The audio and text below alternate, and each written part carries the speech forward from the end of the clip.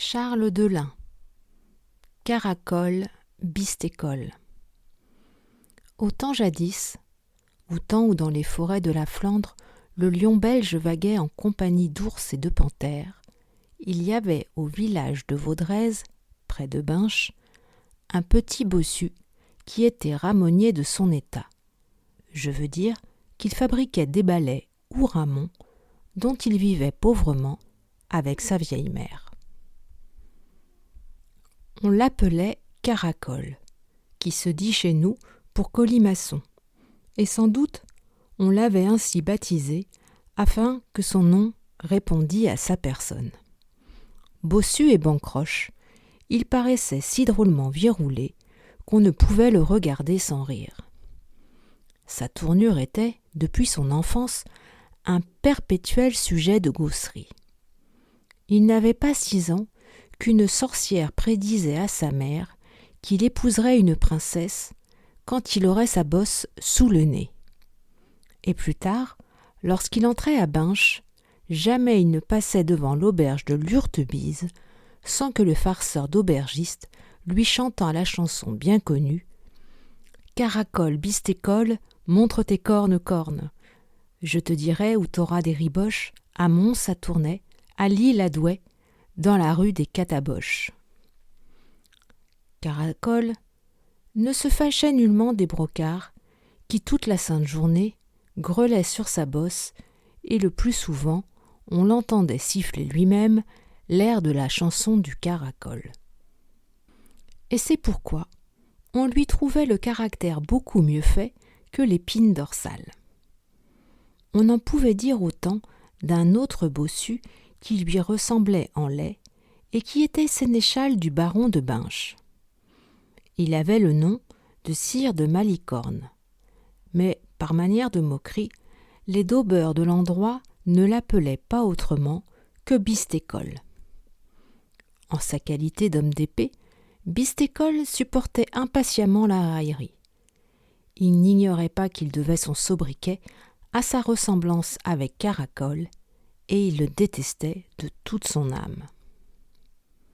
Sa haine en vint à ce point qu'un jour il résolut de faire disparaître le pauvre diable. Sous prétexte que la forêt était hantée par des bêtes féroces, il commanda d'y creuser à plomb des larges fosses et profondes qu'on recouvrit ensuite de feuillage afin d'y prendre les animaux.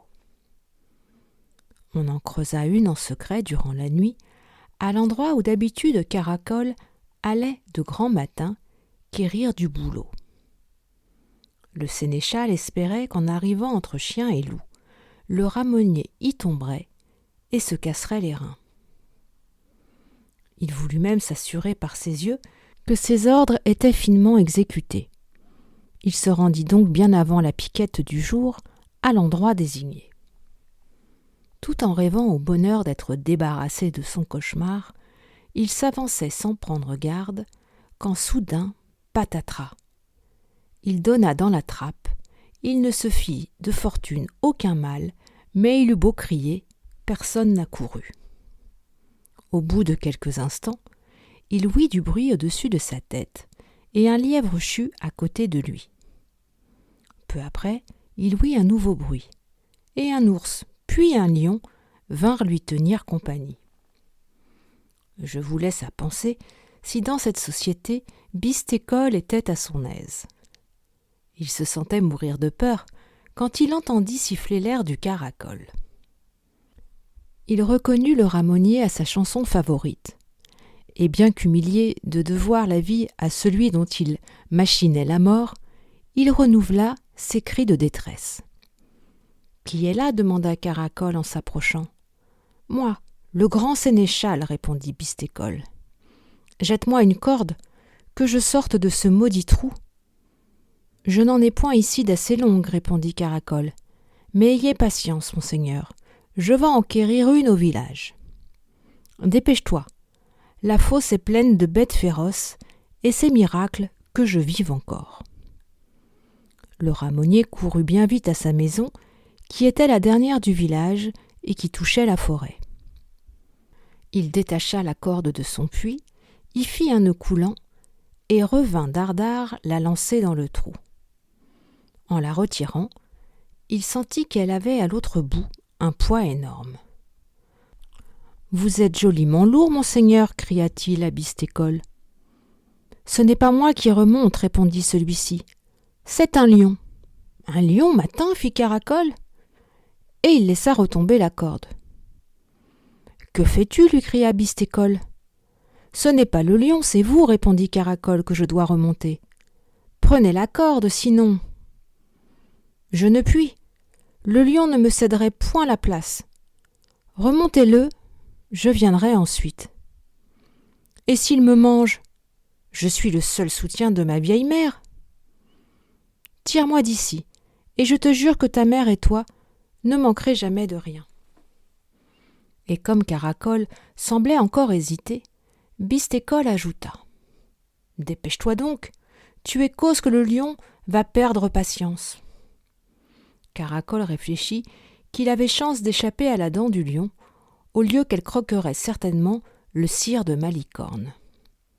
Il attacha sa corde à un vieux chêne creux et se mit à remonter le lion en la roulant autour du tronc. Quand il le vit aborder, il se cacha derrière l'arbre et y grimpa prestement.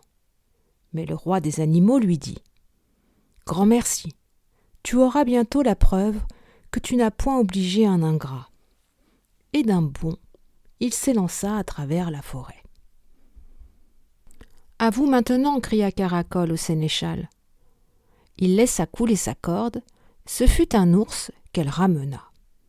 Comme le lion, l'ours lui dit en prenant sa course. « Merci, tu n'as point obligé un ingrat. »« Enfin, c'est à mon tour » cria Bistécol. Mais au moment de jeter sa corde, le ramonnier aperçut au creux du chêne une mouche qui bruissait en détresse dans une hargnitoile. Déjà l'araignée sortait de sa cachette lorsque Caracol de sa main balaya l'argnitoile et délivra la mouche. « Va donc plus vite » lui cria le sénéchal. Le ramonnier jeta sa corde et le sénéchal remonta. « Tu m'as bien fait attendre, dit-il d'un ton bourreux. « Pardonnez-moi, monseigneur, je délivrai quelqu'un de plus pressé que vous. »« Qui donc ?»« Une mouche qui se débattait dans une hargnitoile. »« La belle raison, répliqua l'autre. Et il s'en fut sans remercier son sauveur. Croyant avoir vidé le puits, Caracol se mettait à son ouvrage, quand il ouït une petite voix grêle qui criait « Eh bien, et moi ? Est-ce que tu ne me feras point aussi la grâce de me tirer de là ?»« Il y a donc encore quelqu'un » demanda le bossu, en se penchant dans le trou.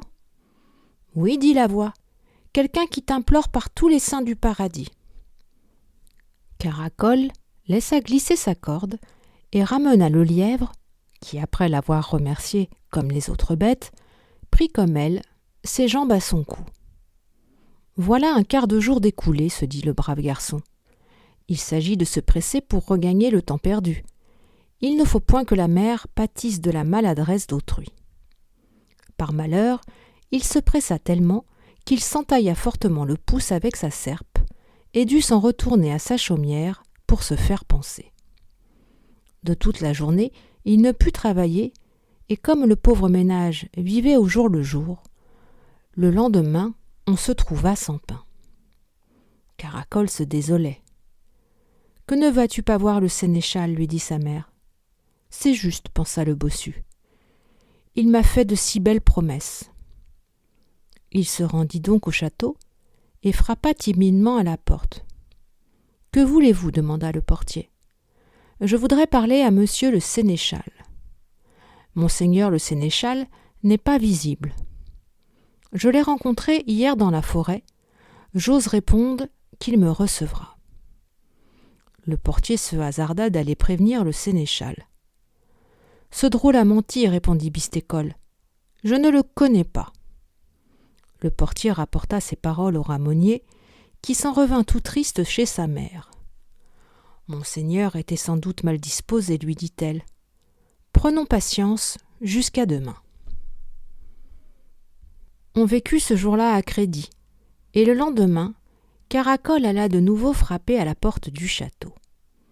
Sur ses instances, le portier consentit encore à se rendre auprès du sénéchal.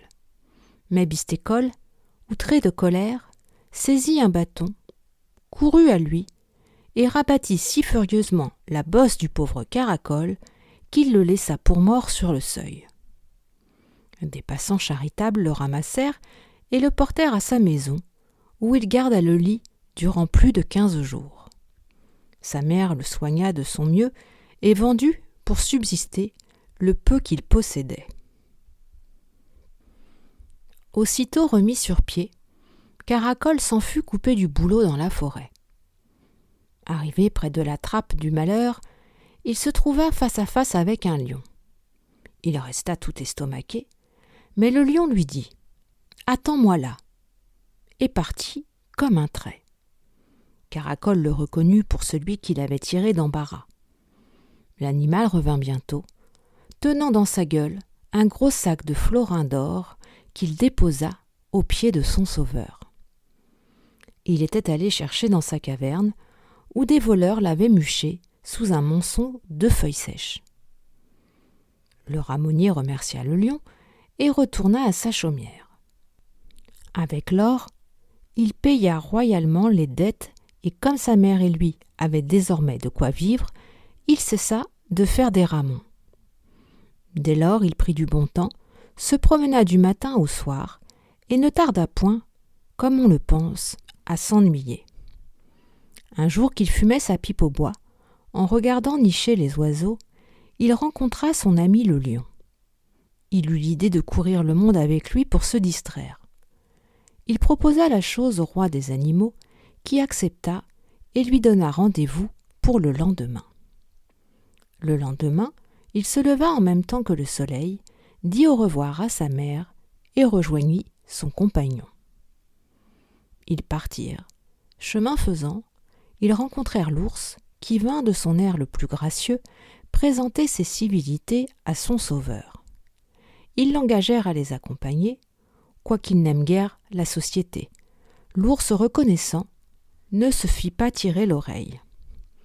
Un peu plus loin, ils trouvèrent aussi le lièvre qui ne s'enfuit pas à leur approche, et ils se l'associèrent. Tous quatre allèrent ainsi par les villes, les bourgs et les villages, gagnant leur vie à montrer leurs talents. Le lion et l'ours dansaient la gavotte, pendant que le lièvre jouait du tambour de basque et que Caracol faisait la quête. Durant 5 ans, Caracol courut le monde, après quoi il fut pris du désir de revoir la Flandre. Arrivé dans la forêt de Binche, il congédia ses animaux et s'en fut embrasser sa mère, puis il alla faire un tour à la ville. Il fut grandement surpris de la trouver toute voilée de crêpe noire, comme une église, où l'on enterre un gros mort. Firin Simolet, l'aubergiste de l'Urtebise, est sur sa porte. Il vit venir de loin le bossu, et pour la première fois de sa vie, il n'eut pas le cœur de lui chanter « Caracol Bistécol, montre tes cornes cornes ». « Pourquoi, lui demanda le voyageur, la ville est-elle ainsi tout encrépée ?»« Comment, dit Firin, tu ignores le malheur qui nous frappe ? On est donc bien en retard à Vaudrez. Je n'ai fait qu'y passer, j'arrive de courir le monde.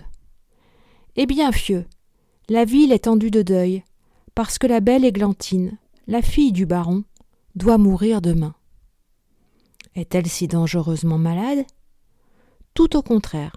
Elle se porte à ravir. Elle est fraîche et vermeille comme la rose des bois. Mais hélas, il ne faut pas moins qu'elle meure. Comment cela ? À 2 lieues d'ici, du côté d'Ath, il y a un géant qui est né dans cette ville, au faubourg de Brantegny, et qui n'a pu y rester tant il a grandi depuis 5 ans. Il ne trouvait point de maison assez haute pour l'abriter. On l'appelle Goliath, comme le géant qui fut tué par le berger David. Mais celui-ci avait à peine 10 pieds, tandis que le nôtre en a plus que le double. Il est d'une force si prodigieuse qu'il déracine les arbres et étouffe dans ses bras les lions et les ours. Il entre dans les villes, lui tout seul, il les met à sac il décoiffe les maisons aussi aisément que la mère décoiffe sa marmite, et il démolirait tout de fond en comble si on ne se rendait à sa merci.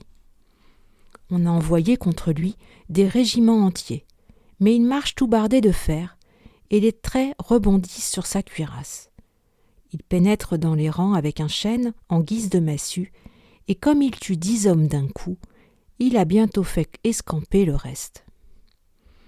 Il a requis tout le pays de lui apporter de la terre à plein tombereau et d'élever une haute montagne où l'on a planté de grands arbres.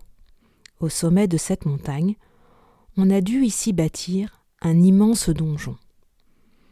Il y vit de sa chasse et aussi des contributions qu'il prélève sur la contrée. Tous les ans, à la ducasse, il se régale de la chair d'une jeune fille. Cette année, le sort a désigné la belle Églantine, et il faut qu'on lui amène demain en pompe. Et personne, dit Caracol, ne s'est présenté pour la battre par force ou par ruse ? Le baron a déclaré, répondit Firin Simolet, qu'il donnerait la main de sa fille à quiconque le tuerait. Pas un chevalier n'a tenté l'aventure. Ils n'ont donc ni cœur ni esprit, dit Caracol. Je voudrais bien t'y voir, toi. Au fait, tu dois être un malin, étant marqué au B. Je parie que tu viendrais à bout de Goliath. Qui sait, fit le bossu. Petit homme à bas grand chêne, et sans prendre garde, au rire moqueur de Firin, il s'en fut, tout buisant. Il n'était pas fâché de lui montrer que les bossus ont en effet quelque chose de plus que les autres. Le jour suivant, Caracol se leva avec les poules et décrocha son arbalète et son carquois. « Tu vas tirer à l'oiselet, lui dit sa mère. « Oui, mère, et si j'ai le prix, vous pourrez faire de la tarte, nous aurons gagné une belle journée. » Il se rendit dans la forêt et siffla ses animaux. Ils accoururent un à un, et quand ils furent assis, sur leur queue, devant lui. « Mes amis, leur dit-il, il s'agit de nous signaler par un coup de maître. Il y a par ici un immense géant qui mange toutes les jolies filles. On compte sur nous pour en débarrasser le pays. Ce sera bien le diable si à nous 4. À nous 4, dit le lion. Je me charge à moi tout seul. Non, répondit Caracol. Le géant Goliath est tout bardé de fer, et si fort qu'il étouffe les lions dans ses bras. Le courage ne suffirait pas. Il faut de la ruse. En ce cas, c'est mon affaire, dit le lièvre. Allons reconnaître les lieux. Une fois là, nous aviserons. Ils partirent tous 4. Arrivés à la montagne du géant, ils se séparèrent et la gravirent à pas de loup. Lorsqu'ils furent en vue du donjon, le lièvre en fit le tour, examina la place avec attention, réfléchit une minute, puis il parla à l'oreille de chacun de ses compagnons qui se tenaient derrière les arbres. Le géant Goliath était à sa toilette. Il avait revêtu ses bottes de fer, ses cuissards, ses brassards, sa cuirasse, son hausse-col. Il ne lui restait à mettre que son gorgerin et son casque. Tout à coup, il ouït un bruit singulier. Il leva les yeux de son miroir et vit par la fenêtre un lièvre qui faisait en courant le tour du donjon.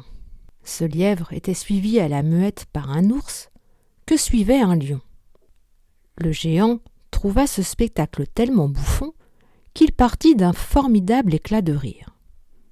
Il riait encore que les animaux repassaient gravement devant lui, à la queue leu-leu, toujours courant et toujours à la même distance. Goliath se tenait les côtes. Il pensa pourtant à profiter de cette aubaine. Il sortit donc et s'est mis à l'affût sous sa porte. Au moment où les bêtes repassaient pour la 3e fois, il se pencha afin de saisir d'une brassée le lièvre, l'ours et le lion. Soudain, vriche, une flèche lui creva l'œil droit et pénétra profondément dans sa tête.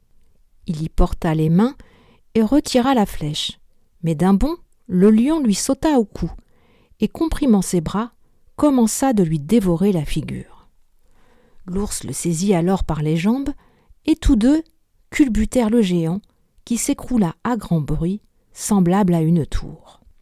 Par 3 fois, il les souleva de terre en sautant comme une carpe, et il serait sans aucun doute parvenu à se débarrasser de leur étreinte si Caracol ne lui avait bravement enfoncé son couteau dans la gorge. Le géant vomit son âme dans un épouvantable mugissement. Cependant, la princesse s'avançait avec la cour de Binche. Quand on fut au pied de la montagne, elle embrassa en pleurant son père, qui fondait en larmes, et elle monta vers le donjon de Goliath. Alors le baron et sa cour se retirèrent, ne pouvant supporter une pareille vue. Seul Bistécol resta sans faire semblant de rien. Il haïssait secrètement la princesse, qui avait quelquefois ri de sa bosse, et il n'était pas fâché d'assister de loin à son supplice. La pauvre Églantine ne marchait qu'avec peine, en s'arrêtant, d'arbre en arbre, tant la terreur lui avait ôté l'usage de ses jambes. Parvenue presque au sommet, elle fut fort étonnée de ne pas voir Goliath debout devant son donjon. Elle fit encore quelques pas, et au lieu du géant, ce fut Caracol qui vint la recevoir. « Belle princesse, lui dit-il, ne craignez rien, Goliath est mort, et voici son cadavre. » Églantine, à cet aspect, fut saisie d'une telle joie qu'elle s'évanouit. Caracol l'eut bientôt fait revenir. « C'est donc que vous serez mon époux, dit-elle en rouvrant les yeux. » Elle avait le cœur si aise, son sauveur lui semblait si bon, qu'elle le trouva le plus joli du monde. Elle détacha son collier de corail, qui faisait 6 fois le tour de son cou, et le partagea entre les animaux. Le lion, pour sa part, eut le fermoir d'or. Elle donna ensuite au ramonnier son mouchoir de batiste, où son nom était brodé. Caracol coupa alors le bout de la langue du géant, le roula dans le mouchoir et le mit soigneusement en poche. Il ne lui restait plus qu'à reconduire la princesse chez son père, mais tant d'émotions avait extrêmement fatigué la belle Églantine. « Je vous en prie, lui dit-elle, laissez-moi dormir un somme, je suis exténuée. »« Dormez, belle princesse, répondit Caracol, je veillerai sur vous. » La belle Églantine s'étendit sur l'herbe, et aussitôt elle s'endormit. Caracol s'assit à côté d'elle, tira sa pipe et se mit à fumer en attendant son réveil. Malheureusement, lui aussi était fatigué, et tout en fumant, il sentit le sommeil le gagner. Il appela donc le lion et lui dit « Je vas dormir un peu. Veille à ce que nul ne nous surprenne. » Et il s'endormit. Le lion se tint en sentinelle, mais lui aussi était fatigué de la lutte. Il appela l'ours et lui dit « Reste là, mon ami Martin. J'ai envie de faire un petit niquet. S'il arrive quelque chose, ne manque pas de m'éveiller. » L'ours s'assit auprès du lion, mais il n'était pas moins là que les autres. Il appela le lièvre et lui dit « Arrive ici, je suis aplomé de somme. S'il survient quelque anicroche, hâte-toi de m'éveiller. » Par malheur, en courant sous le nez de Goliath, le lièvre avait eu une si belle peur qu'il se trouvait 10 fois plus fatigué que ses compagnons. Il s'endormit, et c'est depuis lors qu'une consigne mal gardée, on dit qu'elle échut dans l'oreille d'un lièvre. Ainsi dormait la princesse, Caracol, le lion, l'ours, le lièvre, et ils dormaient tous aussi profondément que des juges d'audience. Ne voyant point apparaître le géant, le sénéchal se douta qu'il s'était passé quelque chose. Peu à peu, la curiosité l'emporta sur la crainte. Il se hasarda de gravir la montagne. Parvenu au sommet, il aperçut le cadavre immobile de Goliath, et non loin de là, la princesse Caracol et les bêtes, tous dormant. Il lui vint aussitôt une idée diabolique. « Ah, la belle, se dit-elle, les bossus vous font rire.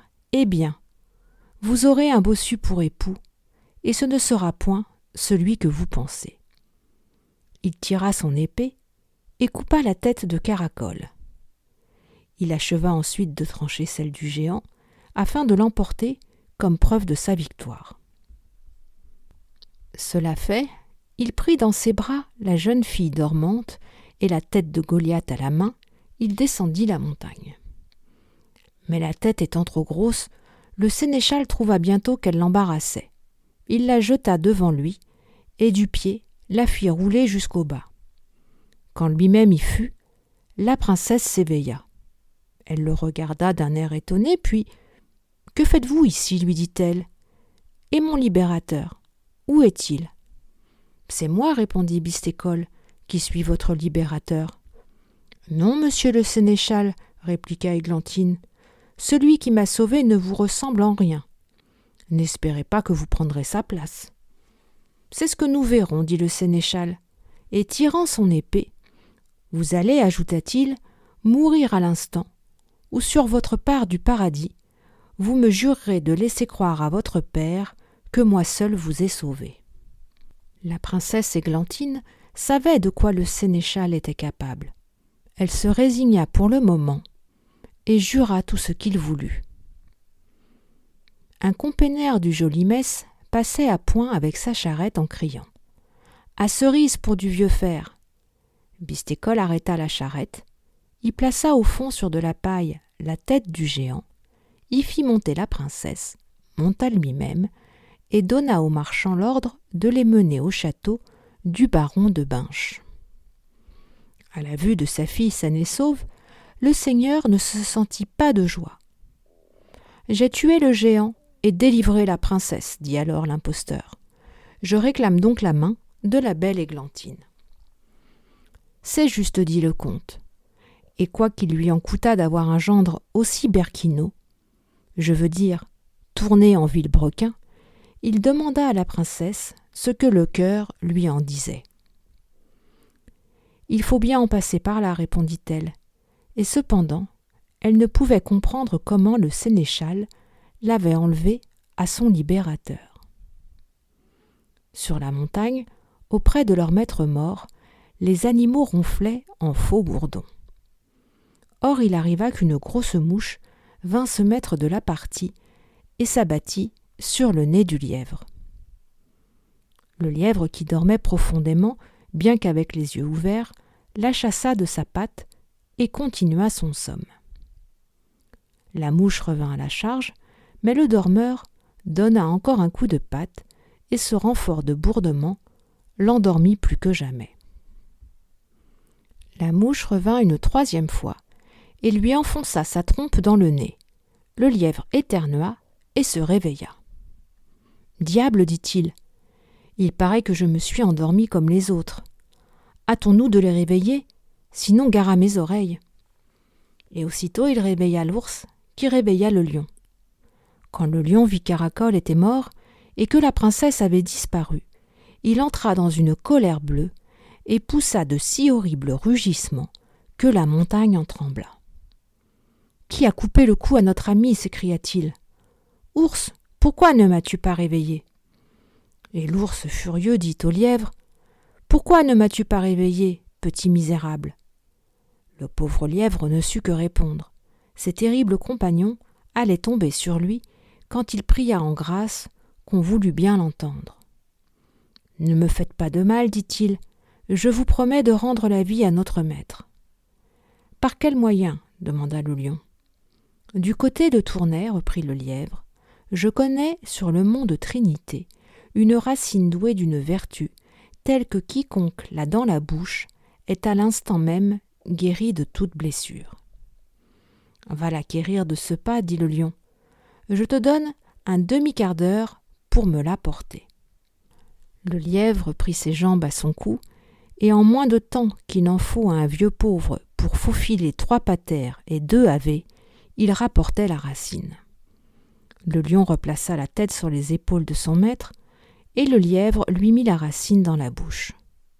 Soudain le cœur battit, et les joues se colorèrent.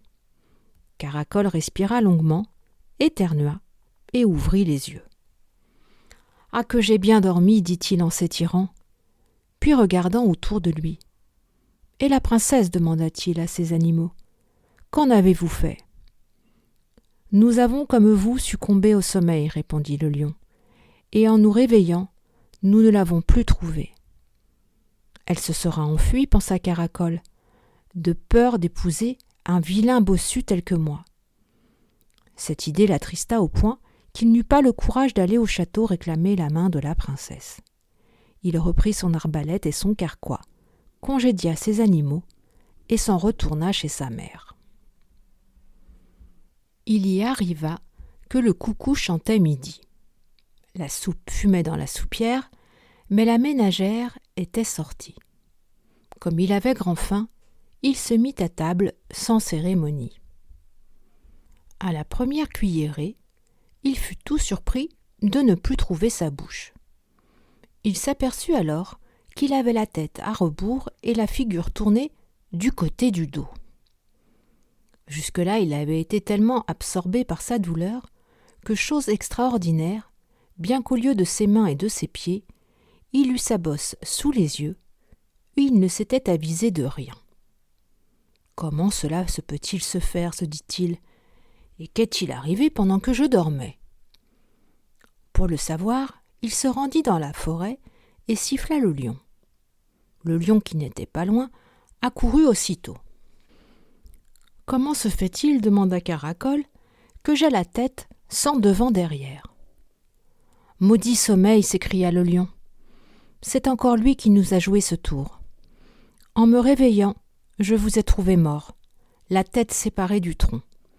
J'ai tout de suite envoyé quérir la racine de vie au mont de Trinité, et j'ai eu si grand hâte de vous replanter le chef sur les épaules que je me suis trompé de côté. »« C'est fâcheux, dit Caracol, outre que cela ne sera pas commode pour manger la soupe. »« Oh, ne vous faites pas de bile, s'exclama le roi des animaux. » Et sans crier gare, il arracha la tête de Caracol, et lui ayant fourré la racine entre les dents, il la recolla fort proprement à l'endroit. À peine l'opération était-elle achevée que la mère de Caracol rentrait tout en fourfelle, je veux dire tout en émoi. Elle venait d'acheter une demi-once de chicorée à la graisserie, et pendant que la soupe refroidissait, elle avait demandé « Quelle nouvelle ?» « Eh bien, fit-elle à son fieu, il paraît que le géant est mort et qu'il a été tué par un chevalier qui a ramené la princesse. »« Ah, dit Caracol, et quel est ce chevalier ? On ne le sait pas encore à Vaudrez, mais si tu veux l'apprendre, tu n'as qu'à aller faire un tour à Binche. J'irai demain, dit le bossu, qui se rappela la prédiction de la sorcière. Ne venait-il pas d'avoir sa bosse sous le nez ? Il serait même parti sur le champ, si ayant eu la tête coupée 2 fois en un jour, il ne s'était senti un peu de migraine. Le lendemain matin, il se rendit dans la forêt, appela ses animaux et les conduisit à Binche. D'un bout à l'autre, depuis l'auberge de Hurlebise jusqu'au château du baron, la ville était tendue d'écarlate. Caracol entra chez l'aubergiste et lui demanda la cause de cette joyeuse décoration. « C'est, répondit Firin, qu'on célèbre aujourd'hui les fiançailles de la fille du seigneur. Et qui épouse-t-elle ? Parbleu Bistécol, le sénéchal. C'est donc lui qui a tué le géant ? Lui-même, et pour preuve, il a rapporté sa tête. Elle épouse Bistécol, s'épança le bossu, mais il est encore plus laid et mal bâti que moi, et elle n'ignore pas qu'il n'est pour rien dans sa délivrance. Comment savoir si elle agit de bon gré ou de mauvais gré ? En roulant ta bosse par le monde, tu t'es donc fait montreur de bêtes, lui demanda Firin Simolet. Oui, fieu. Eh bien, ta ménagerie arrive comme marée en carême, car nous allons avoir des fêtes magnifiques. Tes bêtes sont-elles bien dressées au moins ? Tu vas en juger, dit Caracol, qui dans la question de Firin Simolet venait de trouver ce qu'il cherchait. Je dîne chez toi avec ma compagnie, mais je ne veux pas manger de ta cuisine. Et de quelle cuisine te faut-il ? De la cuisine du Seigneur. Ah bah, Et comment feras-tu pour en avoir ? Ces gaillards-là m'en iront quérir. » Et Caracol montra ses animaux. « Bon, tu veux rire, fieu ? Je parie 100 florins qu'avant qu'on ait mis la table, ils me rapporteront un superbe rôti. »« Top, dit Simolet. »« Eh bien, débouche ton ventre, fieu, car je t'invite, reprit Caracol en jetant les 100 florins sur la table. Il se tourna vers les animaux et leur dit : « Faites-moi donc le plaisir d'aller demander à la princesse du rôti pareil à celui que mange le seigneur. »« On y va, répondit le lièvre, et en 2 sauts et 4 bonds, il fut hors de vue. Mais il avait compté sans les chiens de la ville qui coururent tous après lui en aboyant du haut de leur tête. Arrivé au château, il se glissa dans la guérite sans être aperçu du fonctionnaire. La bande tomba sur la guérite comme un tourbillon de pattes et de museaux. Ils furent reçus à coups de crosse et ils s'enfuirent en hurlant. Débarrassé de ses ennemis, le lièvre choisit son moment et futsch, il sauta dans la cour du château. Il chercha des yeux la belle Églantine et la vit tristement accoudée à une fenêtre du premier étage. Il y monta, entra dans sa chambre, dont la porte était entr'ouverte, et gratta légèrement le pied de la princesse. « À lui, dit la princesse, croyant que c'était son petit chien. Le lièvre gratta une seconde fois et fut accueilli de même. Mais à la 3e, Églantine regarda à ses pieds et reconnut le lièvre à son collier. Aussitôt, elle le prit dans ses bras et lui dit : « Que veux-tu, lièvre, mon ami ? » ?»« Mon maître qui a tué le géant, répondit le lièvre, m'envoie pour vous demander du rôti que mange le seigneur. » À ce moment, l'ours et le lion apparurent dans la cour. Ils étaient venus tranquillement, en gens qui n'ont pas peur. Ils confirmèrent la demande du lièvre, et les yeux de la princesse étincelèrent. Elle envoya quérir le cuisinier, et lui donna ordre de porter à l'auberge de Hurtebise le plus beau filet de bœuf qui se dorait à la broche. Elle voulut qu'il y ajoutât un godiveau, un chapon gras, un quartier de chevreuil et pour dessert, une corbeille toute pleine de coucs sucrés, de carrés de Lille, de pain perdu, qu'on appelle à Condé, des pains crottés, de cerises, de framboises, de pêches et d'oranges.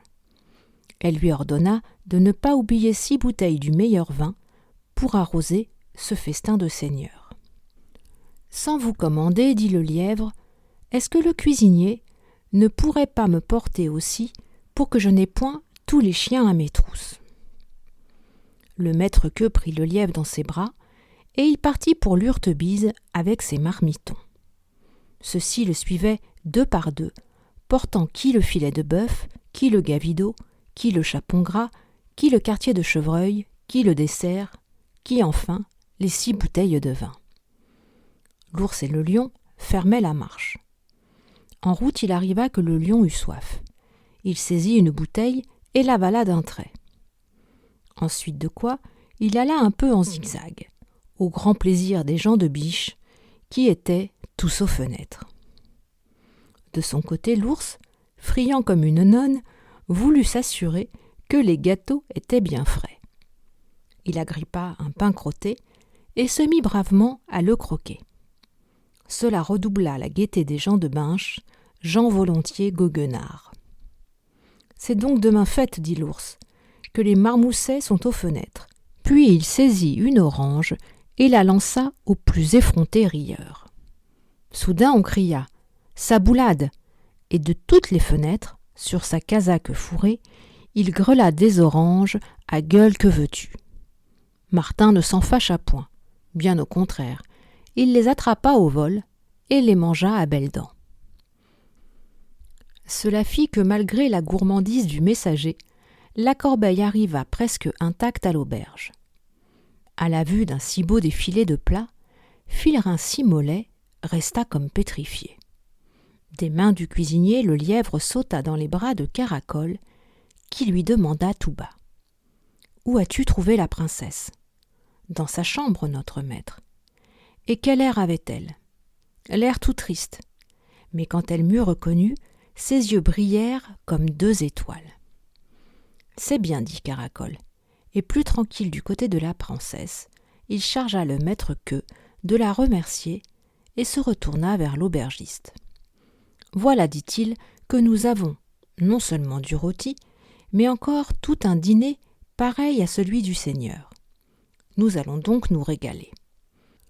Comme midi venait de sonner, on se mit à table, on but, on mangea, et Caracol régala aussi ses bêtes, car il était de la plus belle humeur du monde. Lorsqu'on eut fini. « À présent, dit Caracol, que j'ai bu et mangé comme mange et boit le seigneur, je vais aller au château demander la main de la fille du seigneur. » « Cette fois c'est trop fort, s'écria Philippe ainsi mollet. Comment peux-tu penser que la princesse voudra épouser un vilain bossu tel que toi ? Elle va bien épouser Bistécole. Raison de plus pour qu'elle ne t'épouse pas. J'ai ici de quoi changer ses idées, dit Caracol. Et il tira de sa poche le mouchoir brodé où il avait entortillé le bout de la langue de Goliath. Il n'y a pas de mouchoir qui tienne, dit Firin-Simollet. Le miel n'est pas fait pour la bouche de l'âne, et je parierai ma maison qu'on va te recevoir comme un chien dans une église. Voici l'enjeu, dit Caracol. Et il jeta sur la table une bourse qui contenait 1000 florins d'or. Cependant avait lieu au château le festin des fiançailles. Placé auprès de la belle Églantine, Bistécole semblait vraiment un colimaçon près d'une rose. La conversation languissait, et le baron, peu ravi du mariage de sa fille, n'essayait point d'égayer les convives. Le seigneur démentait le proverbe qui dit « Au sénéchal de la maison, on peut connaître le baron ». Il avait l'âme bonne et adorait sa fille. Au dessert, il lui dit « Que te voulaient ces animaux qui sont venus te voir ?»« Ils venaient me voir de la part de leur maître, » répondit la princesse. « Tu connais leur maître ? » ?»« Oui, et je vous conseille de faire sa connaissance.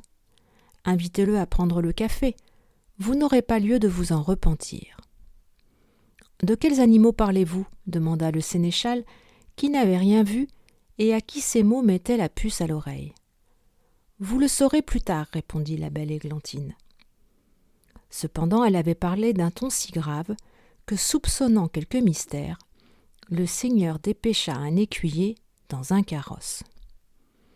L'écuyer arriva juste au moment où Caracol jetait la bourse sur la table. « Tu le vois, dit celui-ci à son hôte, voilà déjà que le baron m'envoie l'équipage qui convient à une pareille démarche. » Il monta en voiture et commanda à ses animaux de le suivre. Le seigneur le vit venir de loin avec son escorte. « Comment dois-je le recevoir » dit-il à sa fille. « Allez au-devant de lui, répondit Églantine. Vous n'aurez pas sujet de vous en repentir. » Le baron alla au-devant de Caracol jusqu'au bas du perron, le reçut en grande cérémonie et le fit entrer dans la salle à manger, où ses bêtes le suivirent. Il l'invita à se mettre en face de sa fille, tandis que ses animaux s'asseyaient sur leur queue tout autour de la table. Bistécole tremblait les écalettes. Pardon, je veux dire que ses dents claquaient comme des castagnettes. Du premier coup d'œil, il avait reconnu Caracol et ne pouvait comprendre comment l'homme dont il avait lui-même fait rouler la tête à 2 pieds du corps était là, vivant, sous ses yeux. « On dirait que vous tremblez, monsieur le sénéchal, lui dit la princesse. « De fait, sénéchal, vous n'avez pas l'air d'être à la noce, dit à son tour le seigneur. Est-ce la vue de ces animaux qui vous donne la fièvre ? Ne serait-ce pas plutôt celle de leur maître, ajouta Églantine. Je ne crains pas plus le maître que les animaux, balbutia enfin le sire de Malicorne. Et d'ailleurs, je ne connais pas ce monde-là. Vous avez la mémoire courte, monsieur le sénéchal, fit alors Caracol, car enfin, vous vous êtes déjà trouvé en compagnie de ces bêtes. À telle enseigne que c'est moi-même qui, dans la forêt, vous ai tirés tous les 4 de la fosse où vous étiez tombés. »« Ah, vous étiez tombés dans une fosse, dit le baron. Je ne me rappelle rien de tout cela, murmura Bistécole. Pas plus que vous ne vous rappelez qu'avant-hier vous m'avez tranché la tête, ajouta ironiquement Caracole. La preuve que je ne vous ai pas tranché la tête, dit le sénéchal reprenant son assurance, c'est qu'elle est encore sur vos épaules. Cet argument, fit le seigneur, me paraît sans réplique. On l'y a remise, dit Caracole, comme je vais remettre ce qui manque à celle du géant, si monsieur veut bien me permettre qu'on la porte. Avec plaisir, répondit le baron. Et il donna aussitôt l'ordre d'apporter la tête de Goliath. Que manque-t-il donc, ajouta-t-il, à la tête du géant? Au fait, sénéchal, vous devez le savoir, puisque c'est vous qui l'avez coupé. Il y manque l'œil gauche que j'ai crevé, répondit Bistécole avec aplomb. Ensuite, fit Caracole. Ensuite, c'est tout. Ce n'est pas tout. Il y manque de plus le bout de la langue que voici. Et Caracole ouvrit le mouchoir, en tira le morceau de langue et montra qu'il s'adaptait parfaitement à ce qui en restait dans la bouche du géant. Vous lui avez donc, dit le seigneur, coupé le bout de la langue après que le sénéchal lui eut tranché la tête. Point, sire baron, c'est moi qui ai tué Goliath. Ensuite de quoi, je me suis endormi, ainsi que mes bêtes, et c'est durant notre sommeil que le sénéchal m'a tranché la tête et volé celle de Goliath. En voici la preuve. Il prit la racine de vie et la fourra dans la bouche de Goliath. Soudain, l'œil intact brilla et la tête s'anima. Elle regarda Bistécole avec indifférence, mais quand l'œil tomba sur Caracole, il lança des éclairs. De son côté, la bouche grinça des dents, et elle lui eût certainement mordu la main s'il ne s'était servi des éterniels, je veux dire des pincettes, pour ôter la racine.